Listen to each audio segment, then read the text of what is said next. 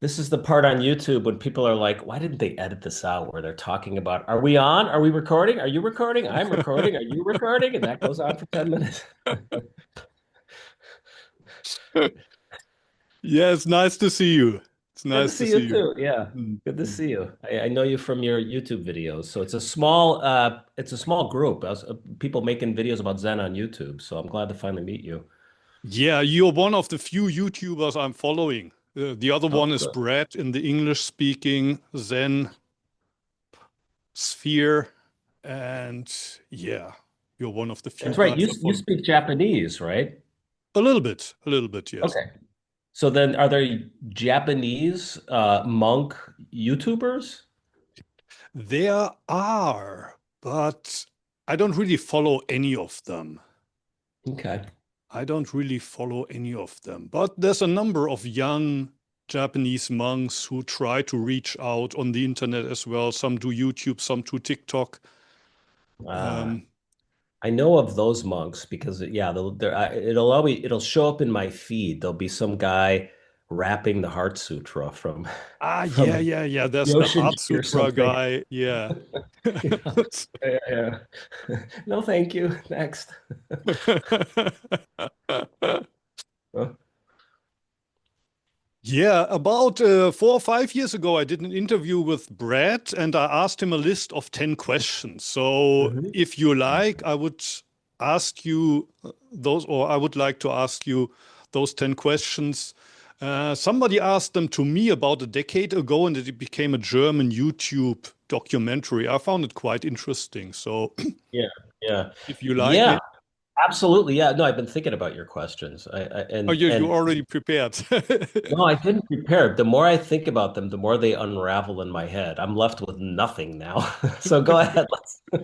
Let's sit in silence for an hour. Yeah, the first one is who are you? Who are you? It sounds like a koan. I'm a guy from Wisconsin, and I eventually wound up at a Zen Buddhist monastery in the mountains of Los Angeles, studying with the Rinzai Zen master Joshu Sasaki Roshi. Mm, And I did that for 10 years. I lived there for 10 years. Then I moved to our head temple in LA, and I was the one of the monks there for 3 more years. So Zen-wise, that's my CV. So I was a full-time monk, and now I'm a lay Zen Osho or priest. So in our yes. lineage, you're like a student, and then you're an unsui, which is, you take Tokoro Shiki and you shave your head and get your robes, and then you go through all the officer positions at the monastery, Yes. and then you become an Osho, which is a priest, and then generally you go out on your own after that. So that's where I'm at now, on my own. And you're living in Vienna right now? I am, yeah, Yeah. yeah. By a strange series of events. Yeah, I came out here to visit a friend of mine Yeah. who is a monk, and he's teaching out here. And he kind of got roped into it a little bit. He came to visit a leader of a Zen community out here who was in our community, and he was dying. This leader of the Zen community. My friend was just kind of coming to give him moral support, and like 2 years later, he was living here, taking over his community. And then I came to visit him, and now I'm living here because he introduced me to a nice woman who's now my girlfriend. So I stayed. Is the community the Bodhidharma Zendo? Yeah, yeah, yeah, yeah. I see. But you're not connected to the Bodhidharma Zendo, so you're not visiting there regularly or teaching there. I go there. I have in the past led retreats. I haven't been in a while. COVID got me kind of out of the habit of practicing formally, and then I kind of liked not putting on my robes and not practicing on my own.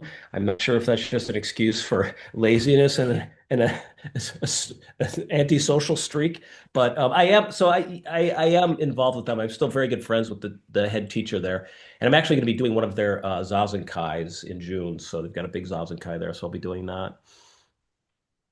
I see. I see. Your Yeah, YouTube channel is called Zen Confidential, which I think is also the title of your first book. And that's right. you Yeah. wrote it as Jack Shozan Horbner. Yeah. Yeah. And I introduce myself as Muho, and then people ask me, "What's your real name?" And I say You're Olaf. right. But my wife calls me Muho. My father in Germany calls me Muho. So I'm sometimes kind of Oh, wondered, why does anybody want to hear my real name? Isn't Muho enough? right, What right. surprises me in your case, you have Jack, you have Shosan, you have Faulkner, but you also have a real Dharma name and a real name, so to speak. Yeah. I Why mean, do you have so many names? what happened was I've always been a writer. Yeah, I went to the monastery and I gave up writing for like 6 months. But then my mom got me this for Christmas, this really beautiful journal, and I started trying to honor its physical beauty with some non-ridiculous, somewhat perceptive insights about my practice, right? And yeah. then eventually turned those into an essay about composting toilets of all things, which we had at the Mount Baldy Zen Mm, mm, Center. mm. Um, and I published that under my name, Steve Krieger, Yeah, um, which is my, Christian name. yeah, Then I got ordained, and it was not, I talked to my mentor back then about this, and I wanted to keep writing, but it really wasn't appropriate to be writing and publishing as a monk. So there's this plausible deniability of getting a pseudonym and writing under the pseudonym. So it's kind of that thing. If you're going to do something against the rules, just don't get caught and don't make it a problem for other people. Of course, yeah, my yeah, writing did become a problem for other people and myself, but it was a way of kind of protecting the community wherein I was writing. And yeah. a lot of people get mad at me. They're like, "Your writing is all about yourself. It's so narcissistic." And I'm like, "Well, I didn't write about other people. They would get very angry if I wrote about them." So yeah, that's where and then it just became the name that my books were associated with. And so I just like in a situation, I always feel a little bit weird by Mm, mm, I mean, my girlfriend calls me Jack, so that's what I mm. usually do I see, I see. in situations like. Yeah, but I have lots of different names in different settings. It's kind of strange, but it's kind of a good teaching too. It's like, oh, what is this name implying I am in this moment? I can take some pointers and manifest accordingly. Interesting, interesting. Yeah. The second question is, what is enlightenment? What is awakening? Oh God, yeah, enlightenment, man. Yeah, I got every time I've been holding this question the last few weeks since you sent it to me. I mean, and I don't want to be sarcastic Yeah. or evasive, Mm, I also don't want to do that thing that like secular minded Zen Buddhists do, which is kind of sideline ideas and concepts. That being said, I mean, we never talked I don't remember my teacher ever explicitly mm, using that term. Probably did, but it certainly wasn't part of our vocabulary. mm, mm, mm, Um, mm. I have one specific memory of a senior priest telling me there's no such thing as an enlightened being. Yeah. There's only enlightened behavior, which I Mm, later found out he stole from Shunryo Suzuki. But at the time, I was very impressed with that definition. There's only enlightened activity because, of course, mm, when that's manifesting, there's not this ego, mm, right? Like mm, mm, the I mean, it's funny. So I'm a lay practitioner now. mm, Um, I'm a dude in the world, mm, mm, and I find having done all that sitting for all those years, all that endless sitting. God, the sitting you do at a monastery, just all you do is sit. mm, And when you're not sitting, you're doing work practice, samu. When you're not doing samu, you're doing chanting practice or eating practice, mm, formal meals, or you're doing call. Everything is practice, right? So yeah. it's great training for Buddhism, believe it Mm, or not. So then when I get out into the world and I'm sitting on the bus, I notice oftentimes there's an ego waiting for me. mm, It's the mm, it's the person that's ignoring what's going on the bus, almost sometimes trying not just subconsciously trying not to breathe in so I don't catch somebody's virus, judging the kid who's playing TikTok, looking at my own phone, just being uncomfortable because I'm on a bus. That's not enlightened. The enlightened behavior in that moment, the enlightened activity is to sit. Usually for me, it's sitting down, mm, manifesting the activity that I'm doing completely, doing something completely so that the ego isn't mm, spinning its wheels in my head. mm, Um, mm, so I don't think of enlightenment as some big aha moment. mm, I mean, mm, mm, sometimes we have those in these practices, and you hear about those in the texts because mm, that's when someone really gets it. Oh, that way I have of looking at the world through the scrim of ego is wrong. It's mm, limited, it's provincial, it's selfish, it's brute, it's animal, it's uninteresting, and it's causes suffering, you know. And there's another way, but um, I more and more I've tried to just not tried to, but I've dropped my my um not fantasies, not illusions, but just I don't know. I don't know what you would call it. Probably fantasies and illusions about how you can have a satori that's going to clear up your suffering just in one fell swoop. mm, mm, But mm, moment after moment, you have to commit to your life as it is in that moment. And no satori from the past will mm, allow you to manifest no ego in the next moment, in my experience. mm, mm. You said the Roshi didn't use expressions like enlightenment. Does that also apply to Kensho? Yeah, Or he didn't. He told me once, he told me in my, mm, I remember this because it's the only time I think he ever said something like this. Like he told me in my, when I got ordained, he mm, said, Kensho means you see the other as yourself. I mhm, remember that. I've never forgotten that. And it really hit me in that moment. You see the other as yourself.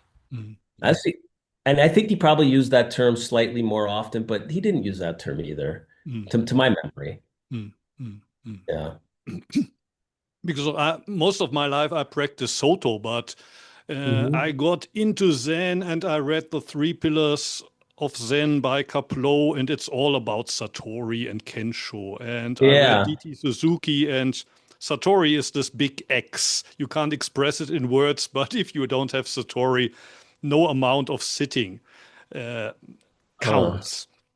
Yeah, that's a Um, dangerous so I concept. always had it in the back of my mind. Even then, when I got into Soto and I heard Sawaki Roshi, Zazen is good for nothing, and I found that sounds cool as well. But I had it in the back of my mind, and for 1 year, about 25 years ago, I practiced in a Rinzai temple in Kyoto, Tofukuji.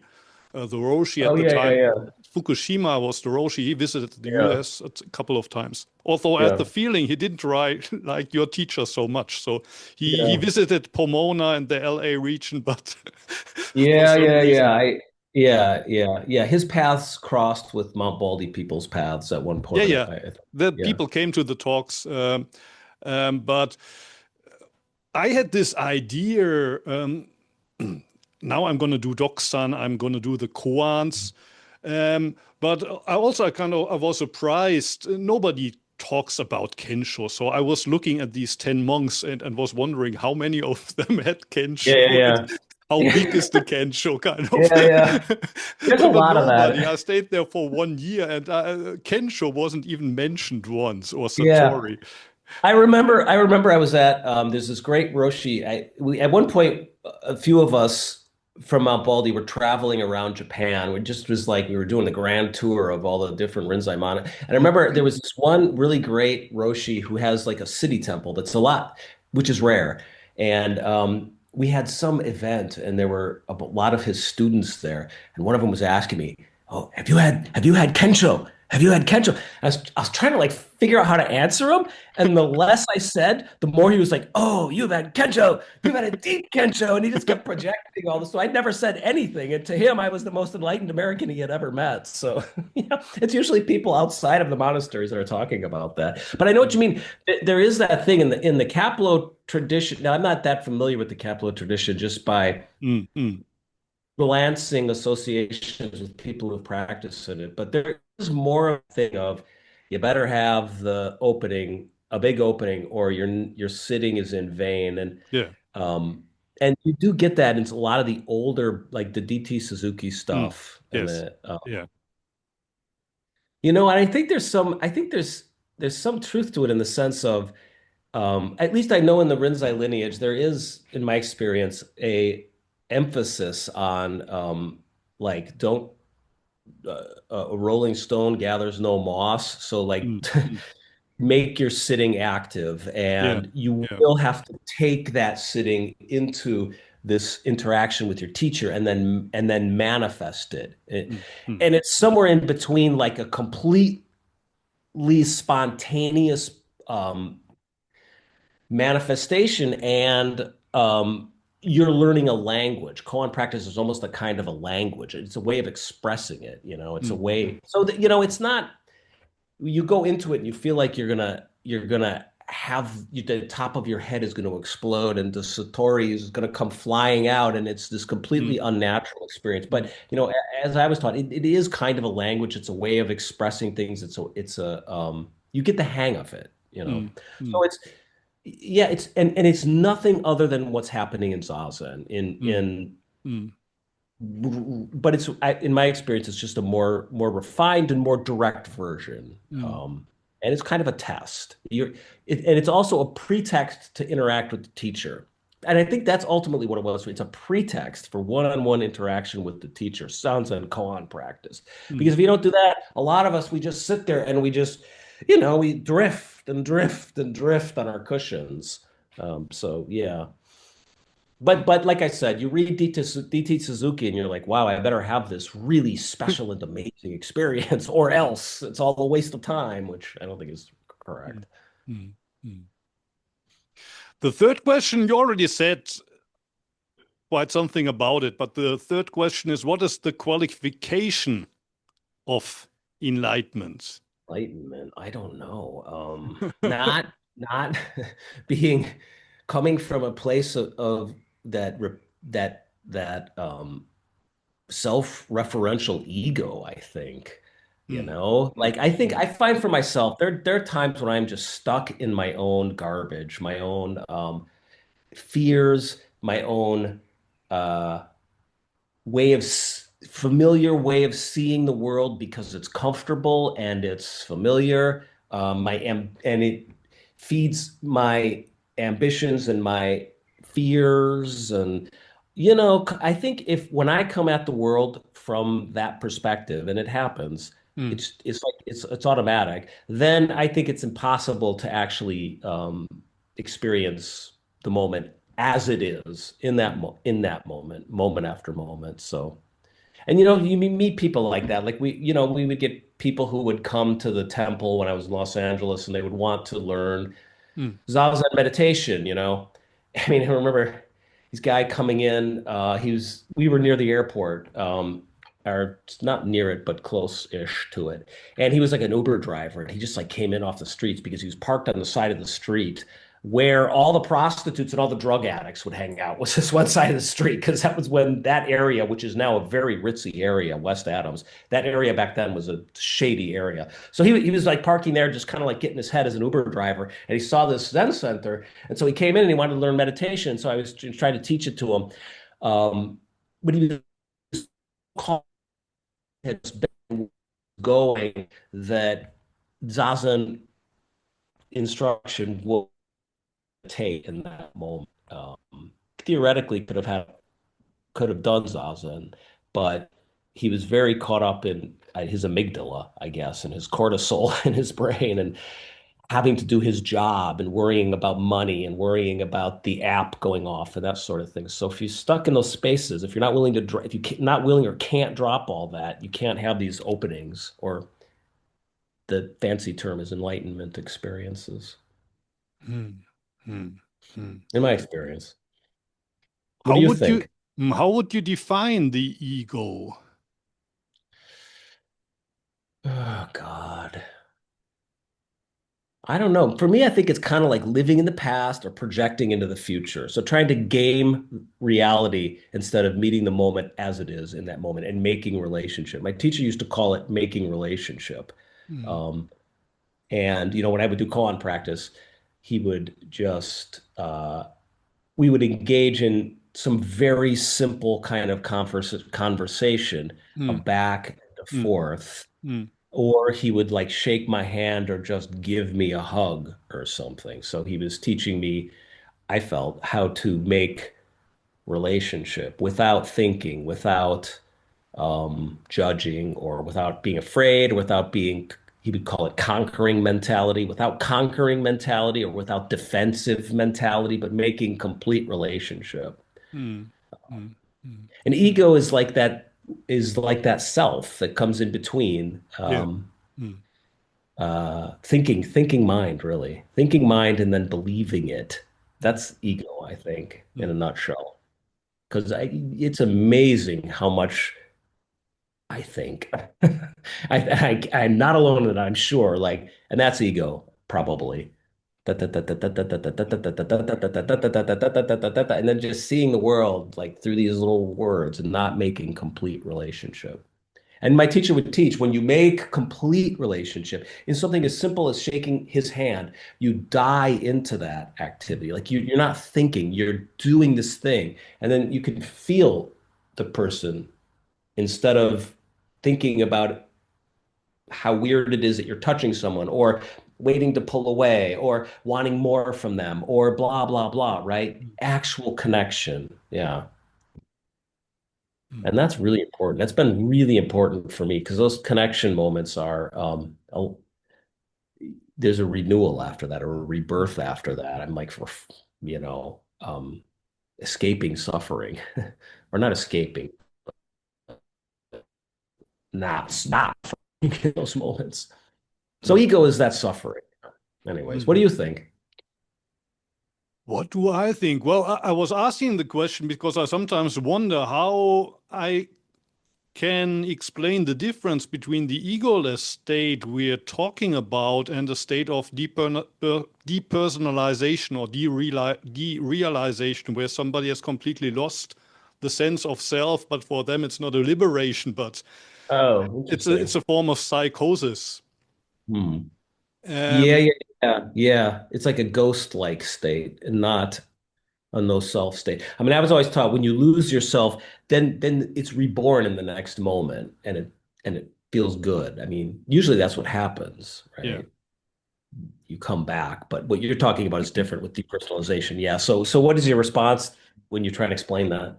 Well, I usually say that, well, we're often tempted to talk about the ego as like kind of the enemy, and you need to destroy that. And I think that's a mistaken view. I mean, the moment you say, I need to destroy my ego, that's already the ego talking there. Yeah, yeah, I need yeah, to yeah, destroy this. Um, yeah. so I think it's more about building up a healthy relationship with the ego. You shouldn't be, how do you say, a slave to the ego. So the ego shouldn't be in the center, but also like you mentioned, thinking mind, and we shouldn't be, how do you say, always controlled by like thinking mind. But without thinking mind, I mean, how are we supposed to live our lives? So Yeah. um, of course, ego in the sense that I identify with only that, for example, using the metaphor of the stage, I identify only with this one actor, Muho. That's Muho, and the whole story is about Muho. And as long as Muho uh, wins, that's okay. I mean, that's ego and that's problematic. Right. So seeing yourself in the other, in other words, you could say you become the stage for all the actors. You allow all the actors to play their game on the Mhm. stage. That's maybe something that I Mm. would say, like becoming, well, the whole stage for the Yeah, actors. Or yeah, I yeah. usually use the metaphor of sheep on the meadow. And usually at the beginning of the practice, we try to play the shepherd and control the sheep and divide the white Yeah. from That's a good point. the Yeah. black ones. Yeah, yeah, yeah, And yeah. at some point we learn to take a kind of step back and become the sky and just allow the sheep to play their Mm. game. And I say basically finally it's not about Yeah. being the sky but becoming the meadow itself. You allow the sheep to trample on you. Hey, that's pretty uh, good. I like that. um, and well, ego in this metaphor would be the shepherd that also wants Yeah, to yeah, yeah. control. And you don't have to kill the shepherd, you don't have to eliminate the shepherd. You also allow the shepherd to play his game. But you Right. are the meadow for the Yeah. sheep and the shepherd, for all of them. Yeah, that makes sense. That makes sense. I mean, when I was a monk, I mean, I was a young monk, but so you learn these things the hard way. But like so much of my practice was being the shepherd, I think, without knowing it, like just being uncomfortable with discomfort, Yeah. uncomfortable states of mind, so much suffering around like guilt and a sense of failure that I was Mm, failing in that moment to manifest an enlightened state, you know? And I think it's maybe something you pick up and also maybe just something you get better with age. Like mm, there's some desire to control the world in your own life, maybe that loses its heat as you get older. I mean, yeah, and I think about when I sit now, it's really just being there in the moment with what comes up and not necessarily trying to repress it or indulge it, but just be it. mm, mm, You know? mm, Yeah, it's interesting. We were all very ambitious up at the monastery. It's the only way you can get through a place like that. But there's a downside to that because you can be in a state of agitation when you're sitting, mm, mm, which isn't sitting. mm, mm. It's fighting sitting. Question number 4 is, what is the role of zazen and how do you practice it? In Soto, it's all about just sitting. That's the center of Mhm. practice. But how about Yeah. Rinzai? Yeah, I like that. I've had some people come at me since I left the monastery and kind of challenge the way I talk about meditation. So I like that Soto approach, that just sitting, and I think it's sophisticated and it's also humble, um, and and sometimes I find myself doing that, Mm, just sitting. Other times I find I am uh, drifting, mm, and mm. and I need to do this a certain kind of focus, and I think maybe that focus came from koan practice, Yeah. Mm, but it is gathering like it's a different kind of experience. It is focusing completely, like complete focus mm, into the breath. It usually just happens kind of in one moment into the breath, and I've been trying to do that more and more lately.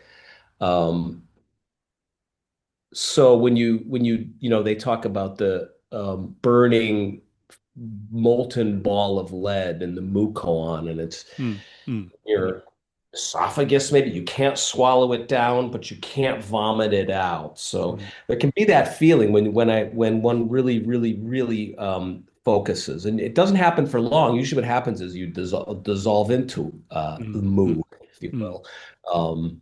And then you come out the other side. Usually it's a moment later or whatever, and then you repeat that activity. So I have found that to be helpful because it's proactive mm, and mm, it doesn't mm, mm, put me at the mercy of whatever my perseverating, overthinking brain is doing in the moment mm, or whatever ghosts of the day I've brought with me to the cushion. Like mm, now they're going to catch up with me. Conversation I had, or something that went wrong or something that went right.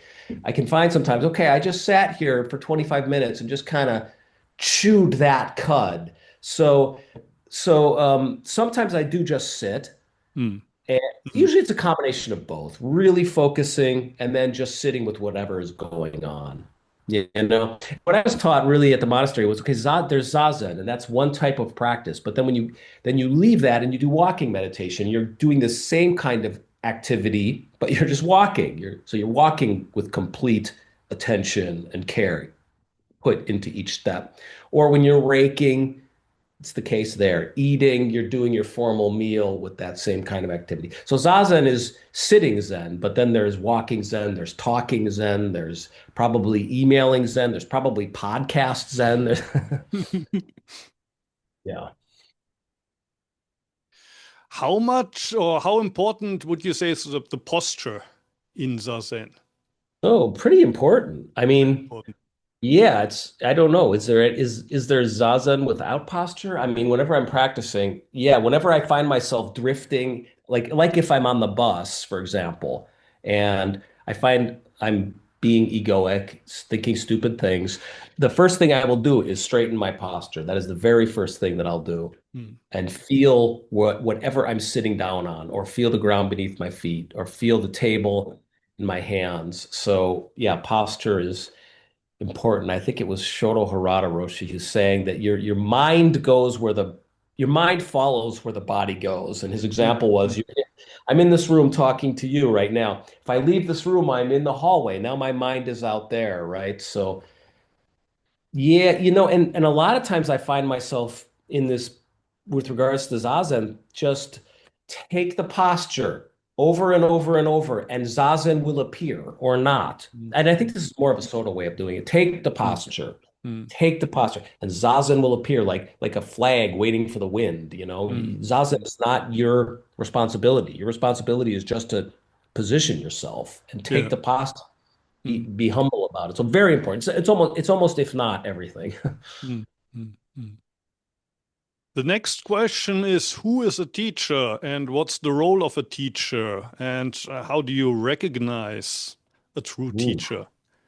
I don't know. That's a good one. I mean, that's a good one. Gosh. I mean, teachers, it's in my life, they've appeared.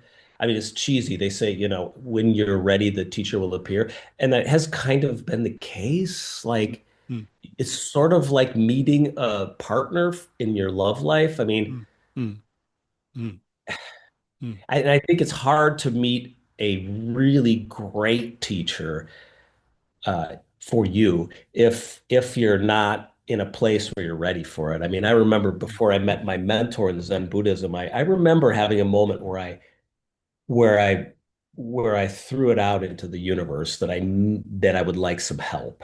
I remember specifically the day that it happened. And mm, it wasn't, although I've had many desperate moments, this wasn't one of them. This was more of a understanding that I needed this, mm, that mm, this thing, whatever this was that was going on, could use a spiritual teacher. So I threw that out there. And then at some point after that, I met my mentor. So I think, and I had already done a bunch of Buddhism up to that point, but then he really manifested as a wise person in front of me, which I hadn't seen before. Mostly I had just seen people who understood on an intellectual Buddhism and knew how to put it into practice and could speak excitedly and intelligently from their own experience. But he had been through the ringer at 10 years at Mount Baldy as a monk, and he'd passed and failed koans and spent many mornings at 3 o'clock shoveling, before retreat, shoveling snow.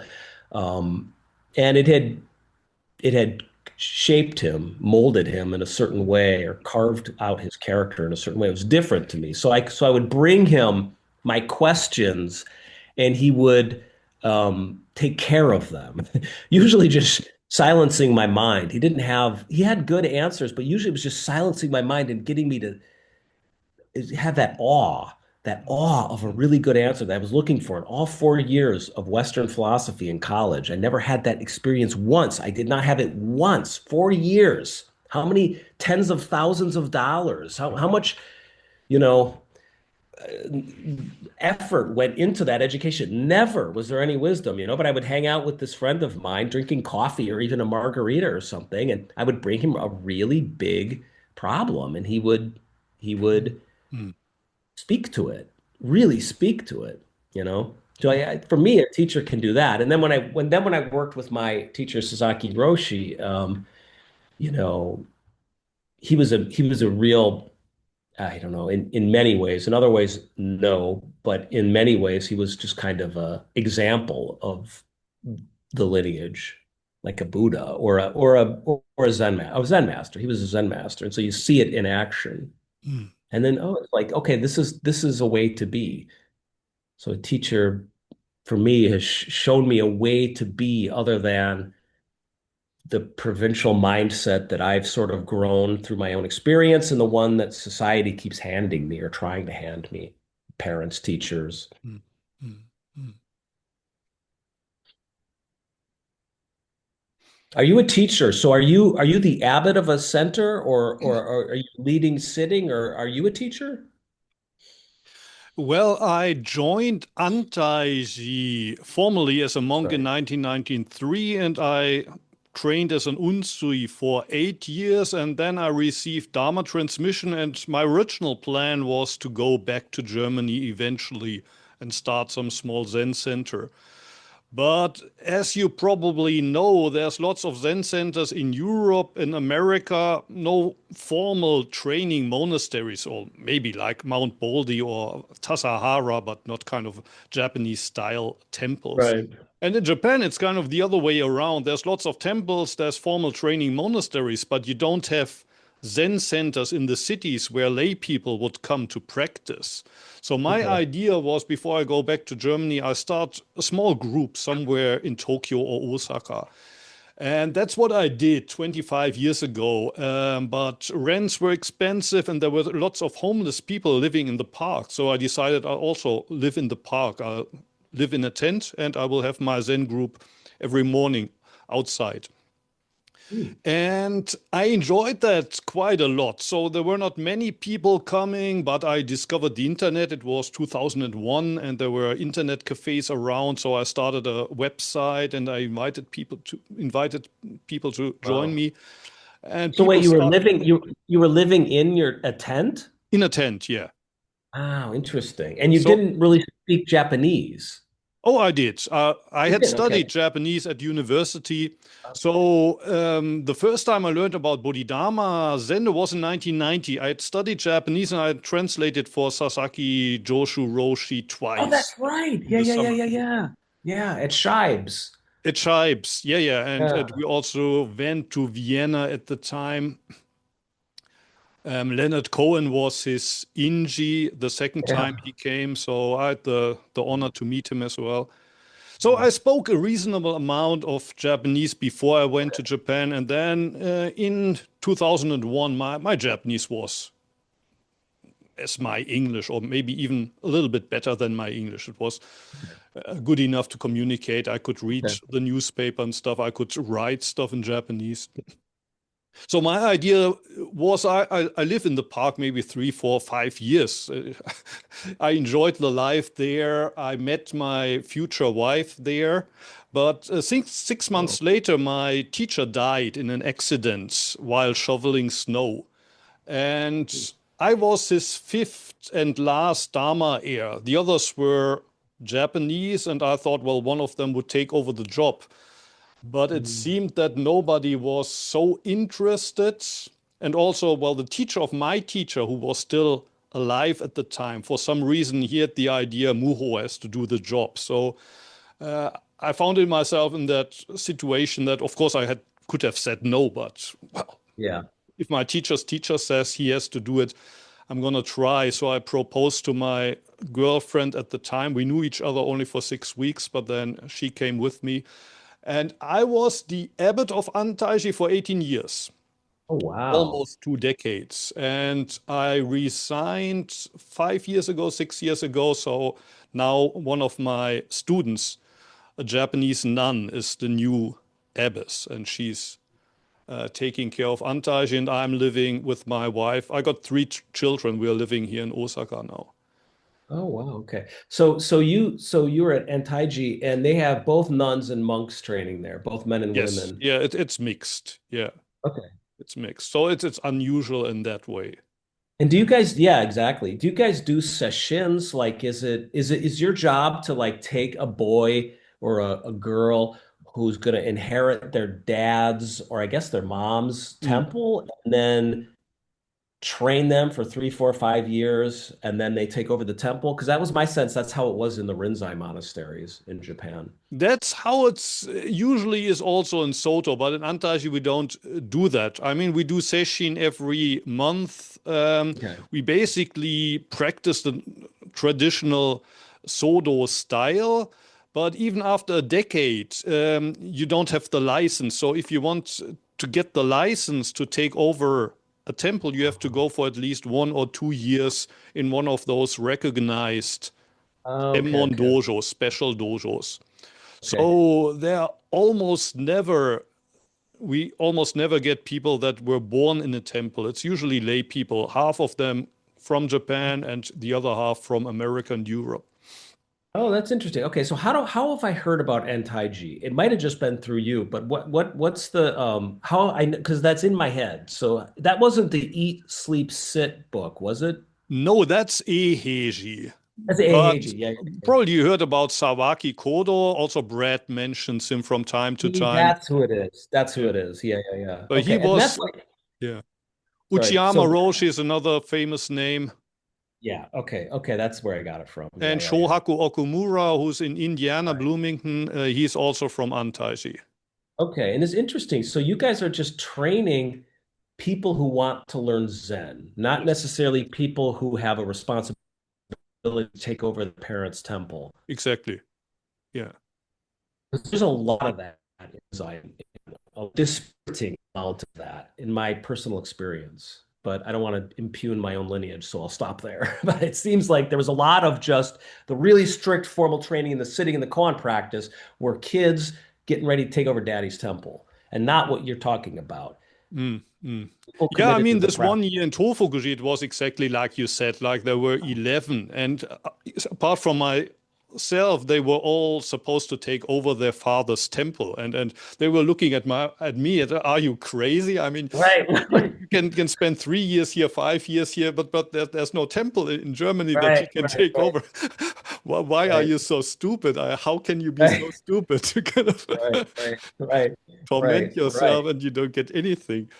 Uh, Right. Yeah. Yeah. That is sometimes the attitude you run into over there. I experienced. Yeah. Like, what are you crazy? It's like, yeah. yeah. The next question is, how can we as human beings overcome suffering?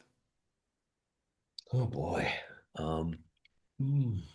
Well, I was taught that suffering comes from the ego, and ego comes from overthinking and being attached to yourself. And Mm, my teacher would call it standing unconditionally on the I am self. So mm, in my experience, usually it's coming out of myself and mm, into whatever situation I'm in. And that usually means dropping, if I can, my preconceptions and connecting to what's happening in the moment as it's happening and not fighting it. I mean, usually for me, suffering is mm, fighting something, you mm, know? So that's usually being in the past. Like, no, mm, no, this is not supposed to be like this. It's supposed to be like it was 20 minutes ago.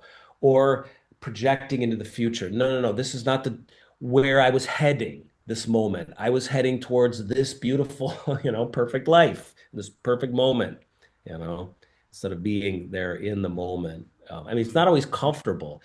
Like, I think there's some like I find for myself, like I you have to be brave. That's why I like the like spirit. You have to be brave because there's some sense you have to be willing to be extremely uncomfortable mm, sometimes and even in pain in mm, order to avoid suffering. Because mm, sometimes life and the moment just brings you pain and brings you discomfort, and you got to be in that or you're going to suffer. I find, mm, mm, mm.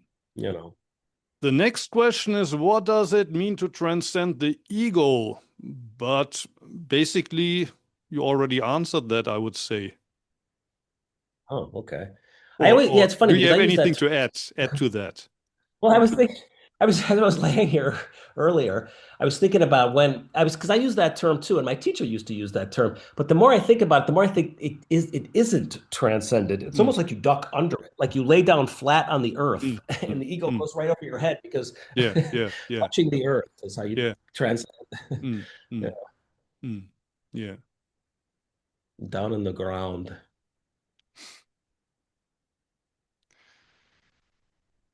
Um, Question number 8. What is the role of devotion in Zen Buddhism?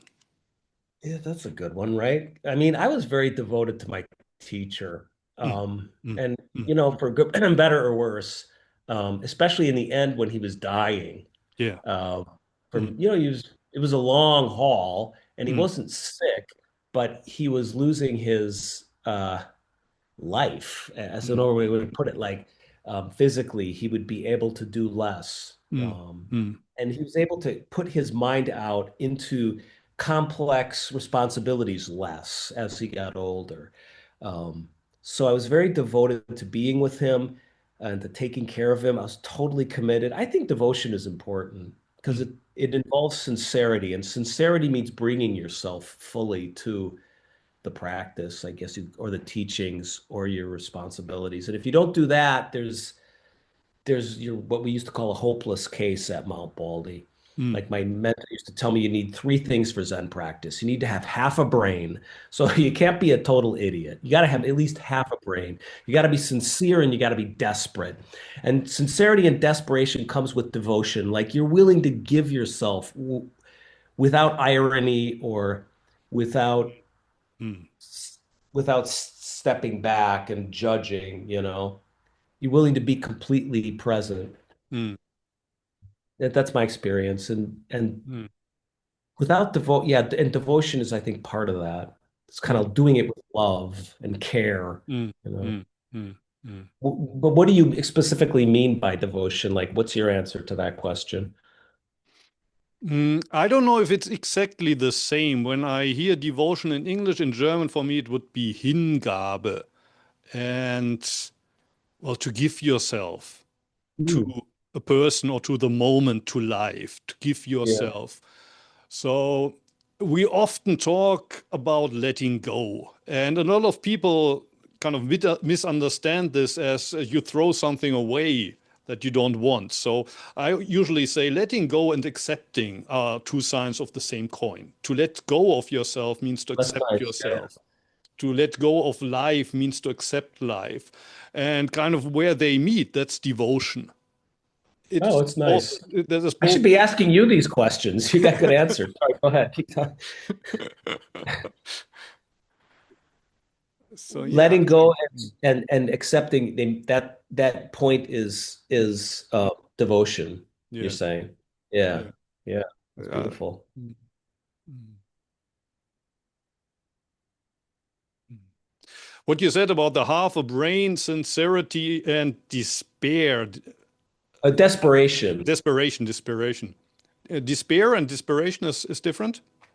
I mean, desperate. Yeah, I guess it is. This desperation is you're desperate in the sense of you're willing, you're at your last leg, like you're you know, you're at the end of the road, and this Yeah. is what you're going to have to do now, or there's nothing else. That's Mm. desperation. You have to do it, And and it there's more comes from kind of it's a proactive thing, while despair is more kind of static. yeah. Despair would be a kind of Mm, ennui on steroids, and oh, desperation is I have to do something or else. mm, mm, mm. I guess I don't know.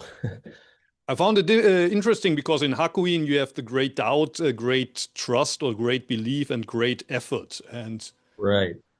desperation and the great doubt are probably connected.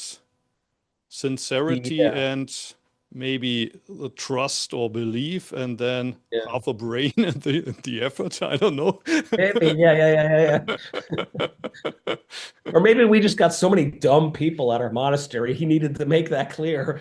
Everybody, don't come if you don't have half a brain, but not a full brain, because we would get those people too. The people that Not too solved much, not too everything. much, Yeah, but not too much. A little bit stupid. Okay. It's yeah. not too much. Mm. Yeah. Mm.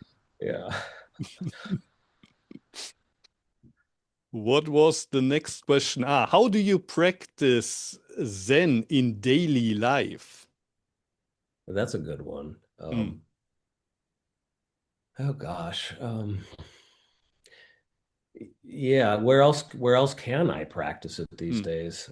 Because even my zazen practice, when I do it, which isn't mm, enough, is in my daily life. Um, it's so simple for me. It's I'm in my head mm, and I'm thinking about where I have just been and where I have to go, mm, mm, and then committing to where I am. It mm, can be boiling water. Sometimes it's just don't go check your phone. Don't look up and try and prepare yourself for the work task you have to do. Like, be with and it's a settling into my body and into the moment. You do that. I try to do that over and over and over. Yeah. And we wake up sometimes in our daily life and we know to do that. And Mm, then very often other times one is just caught up in responsibilities and caught up in thinking, basically. mm, So not being caught up in thinking. And mm, those moments come, those openings where you're awake, and then you have to put them into practice. That's basically what I learned at the monastery. mm, mm, mm, And then you get lost again in the moment and you have fun suffering and being joyful. And then you later on, you wake up again and you realize and you put that awakening into practice, doing what you're doing in that moment. That's what I mm, was mm, taught. mm, mm, Very simple. God, my teacher used to say Zen has few moving parts, and that's was so helpful because you can't bring it into your crowded daily life if it's a busy practice too. mm, So it's very mm, simple. mm, mm, mm. Oftentimes it's just being in the moment, Yeah, yeah. just or being in my body and Mm, mm, just mm, being in my body. And to be in my body, I have to be with the thing that my body's with, mm, like the boiling water, right? And then there you are, practice. mm, mm. Zen. When you meet a person that's looking for the way, what would your short advice be to that person? I don't know, probably everything we've just been talking about, but Mm, yeah, it depends, I mean, it depends where they're at, mm, mm, right? mm, Boy, mm, that's a tough one because mm, they're going to be coming from a certain context mm, and you got to mm, meet them where they're coming from. mm, mm, mm, mm, Depends where they're coming from. mm, mm, I find it really hard to give advice the older I get, you mm. know, because it's hard. It's hard to meet people exactly where they're at, Yeah, you yeah, know. yeah, yeah. It's really hard. Uh yeah, so usually I just listen and then somehow they'll say something to Mm, mm, themselves mm, mm, mm, that's helpful to them. Yeah, mm, mm, that's my experience. Yeah. mm, mm, mm, mm, Yeah, you ask people enough questions and they'll get what they want. And then if they keep going, then maybe something else, mm, zazen mm, instruction or stuff that I found to be helpful when I was asking similar questions. mm, mm, Yeah. mm. Yeah, it's interesting how that stuff arises when you're working with a teacher or a mentor or somebody. It's very mutual, very much growing out of the interaction as opposed to anything that I can Yeah. a big brick of wisdom I can drop on their foot or something. Mm, mm, mm, mm, mm, Yeah. mm.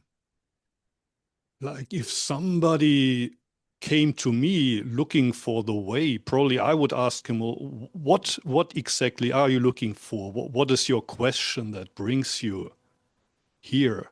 That was the question I asked people at Antaji. What brings you to Antaji? And sometimes people had a long story to tell, but for me Mm. it was less about the story they had to tell, but the making them aware, well, something brought me here. And Yeah.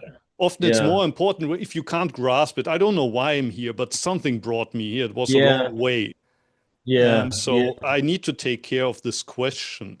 It's less Mm. about the answers that we can give as teachers, but more that like in Rinzai you have the koans, but even in Soto, you come with your koan. Your koan is kind of guiding you to the monastery, otherwise you wouldn't go there. Yeah. And the point Yeah. is not to forget something brought me here. There's something that Yeah. I must solve here. And Right. that also helps you in Yeah. these periods where you start to drift. You hear zazen is good Yeah. for nothing. Okay, I do another session and I do another session. And at one point, it's really good for nothing, but not in the sense that Sawaki Roshi says. You're just killing time. And then it's important to remind yourself, well, why am I here? What am I doing on the cushion? I That's could a have fun. I really could have good. fun with the girls on the beach, but I decided to be here. What am I doing here? Hmm. Yeah, that's a really interesting Hmm. call. Yeah, yeah. I mean, if you want to call it that. Yeah. Yeah. Yeah.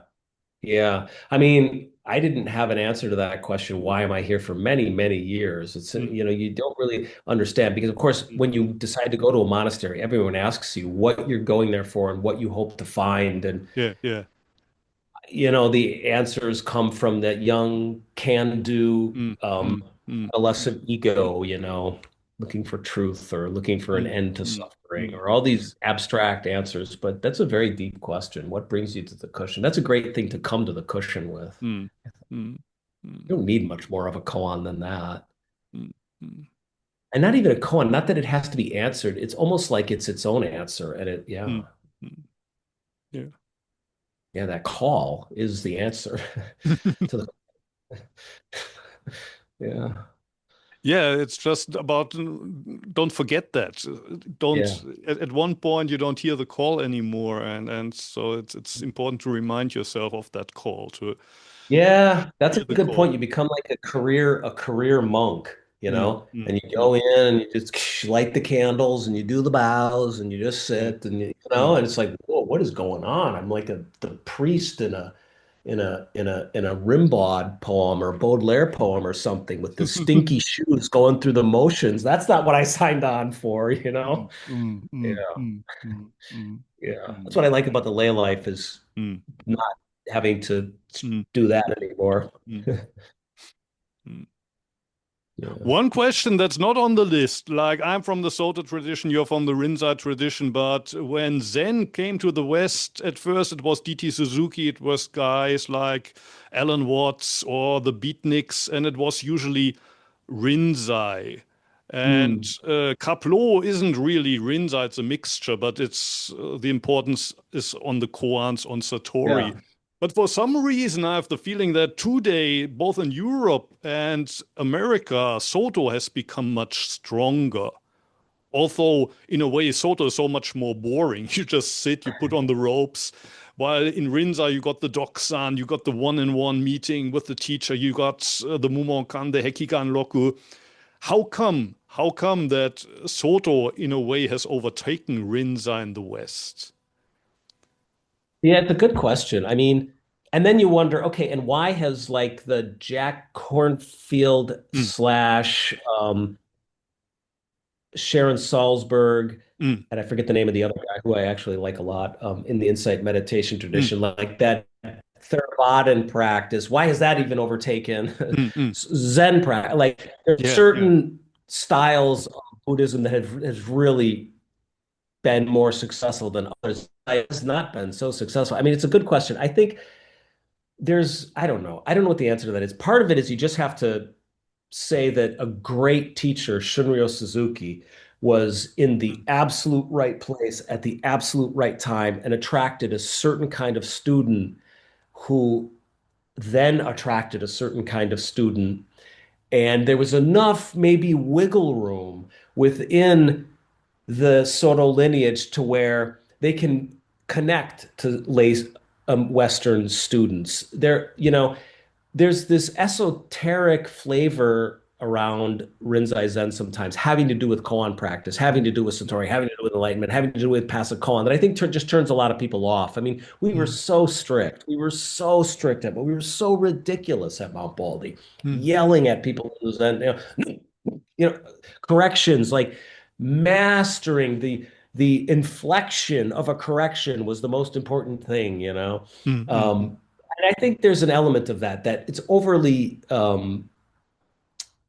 it's cosplaying samurai zen to some mm, mm, extent. mm, I mm, think maybe arguably in the Soto tradition, there's less of that. It's quote unquote farmer zen.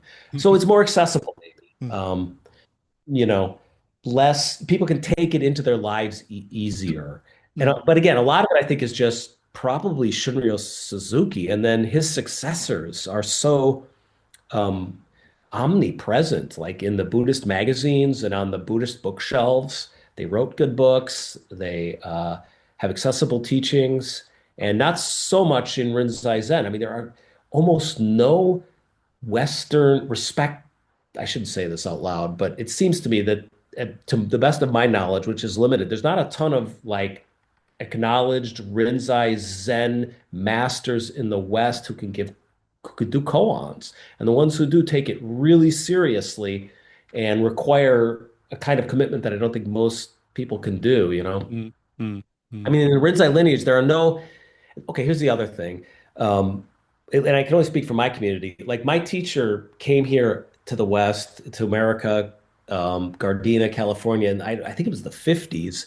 He mm, taught up until the mid 2000s, mm, maybe the late 2000s. I forget. He died in 2014, I think, and he was teaching right up until like 2010. So, I mean, he taught for a long time, and he never named a successor. yeah, So he yeah. never named a single person who could do koans. I actually Genro, who you would know because Mm, he started yeah, the Bodhidharma Zen Center here in Vienna, he yeah, was allowed to do very beginners koans because Roshi at some point was too old to travel to Europe. yeah. But Genro was the only person that was allowed to do koan practice. So now you have this situation where I'm a priest, and Mm, that's as high as we get in our organization. And I am not allowed to do koan practice or to give teishos, which is a certain level of Dharma talk. So mm, we were never fully empowered to teach. mm, And mm, there's always that's problematic in spreading a lineage, mm, you know. mm, And mm, nope, and there are, like I said, there I can't name on one hand white or Western dudes or women who can mm, do koan practice mm, legitimately from a mm, Rinzai Zen mm, master. It's usually mm, Japanese teachers coming over from Japan. And then, of course, there's the whole Korean lineage, but I'm not that mm, fluent in that. I'm not even, I know they do koans, but that's a different thing. So yeah, it's actually, it's a very good question. It's a very good mm, question. mm, mm, mm, mm. Yeah. I had another maybe final question. I watched the interview with Hope that you Oh uploaded yeah. a short time ago, and in the end, Barry Matchett asked this question. I think he went into the direction that Zen can sometimes kind of push you into a dissociative state, I think he called it, and you asked him about it. And he Yeah. said that, for example, in Doksan, there's no opportunity to talk about your childhood traumata or about your personal problems. Yeah. It's not Yeah. about you in a way. Like that's Yeah. one of when people ask me what did you learn from your teacher, I usually say the first thing that he told me when I came to Antaiji, he said, "You create Antaiji." And then a couple of Mm. years later, when I became a monk, he said, "It's not about you." These were Right. kind of the two pillars. And also with my teachers was never that we talked about my personal problems, about my childhood and stuff like that. Right. So Oh that's God. Yeah. true, but I wasn't really sure if that's a problem. For example, also in the positive sense, you never talk about your enlightenment experience you had during the last session. You don't go to the teacher and says, "I want to tell Yeah. you about this great experience I had." Right. Um, I have the feeling that sometimes we are a little bit obsessed with talking about this thing I have, be it negative, be it Absolutely. positive. And I found it really refreshing in Zen that you don't talk about it. And for Absolutely. me, I never felt that the Japanese were kind of insensitive to people's feelings or the emotions, the states they are. Quite the opposite. Think that they had always their antenna out. They knew exactly where I was without talking about it. So when I listened to that question, I thought, well, probably that's the point of view of a psychoanalyst, of a psychiatrist. You need to talk about these things, otherwise Yeah. you're missing Yeah. out. But I Yeah. felt uh, that's also you talked about this overthinking, the tendency of Yeah. our mind. We need to analyze this childhood trauma, otherwise, how Right. can we ever be cured? But Right. sometimes the cure can be just let it go. And for example, when you live in Antaji, like one question would be, well, how are the chicken? How are the chicken? Or did you milk the goat? How much milk Right. was there? How are the Right. vegetables growing in the garden? And you might think, but I came here to solve my problem, but the chicken, Right. that's your problem. That's Right. your core. Right. And then your problem diminishes, right?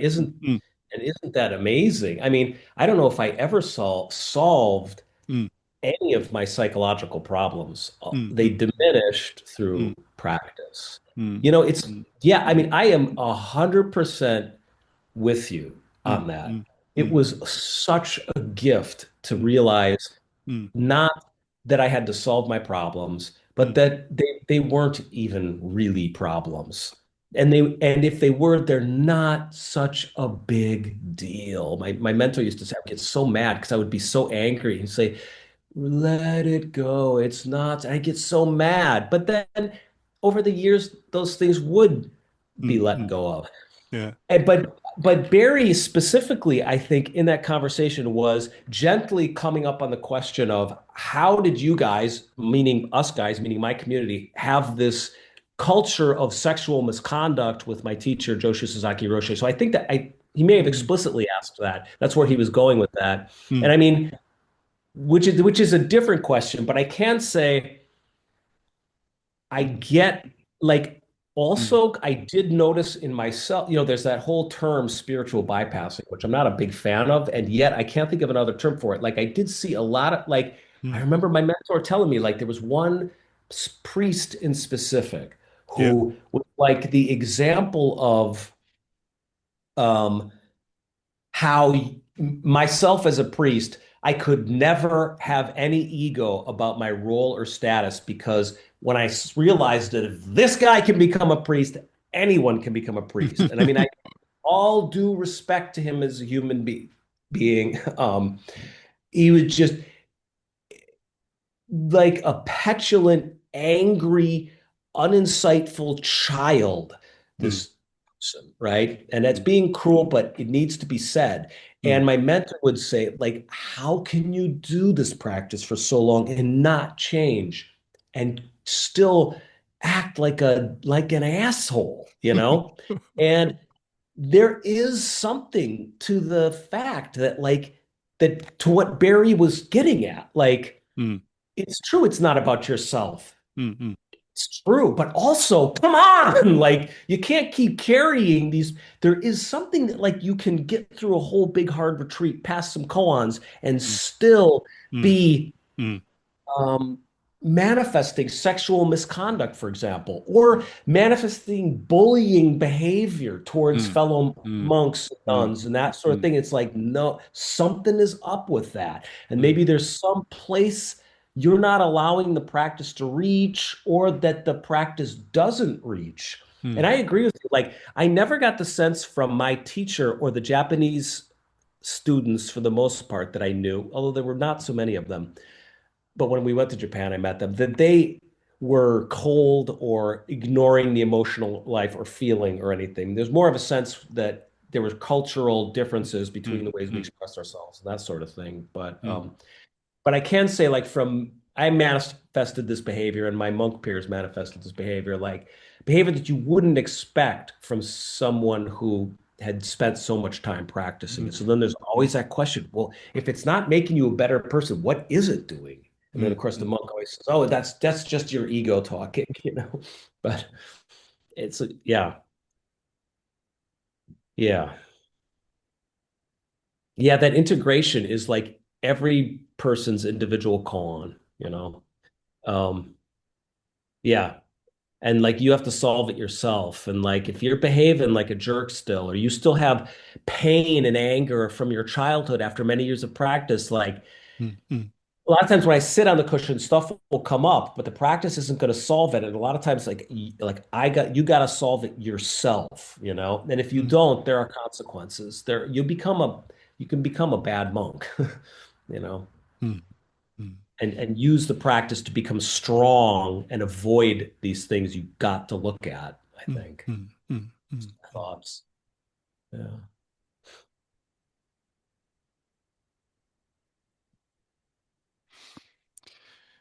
When people want to practice with you, usually they reach out to you on Patreon. So if somebody becomes your kind of support on Patreon, they can also have interviews with you, or do you have also online I sitting?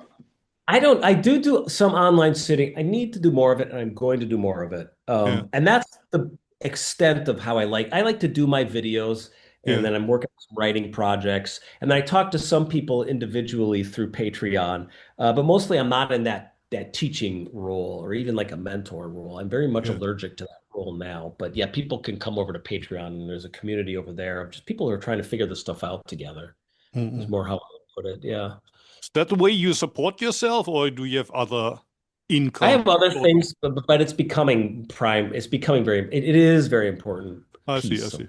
income. Yeah, I Sometimes in live your home. videos, I see kind of paintings, but those are not your paintings. Oh no, those are my girlfriends. Yeah, she's a I great see, artist. Wish I I could see, do that. I see. Yeah, Yeah. yeah, yeah. I think in the interview with Hope, you said you were aspiring to become a writer in LA, but I think also somewhere it says you were a stand-up comedian.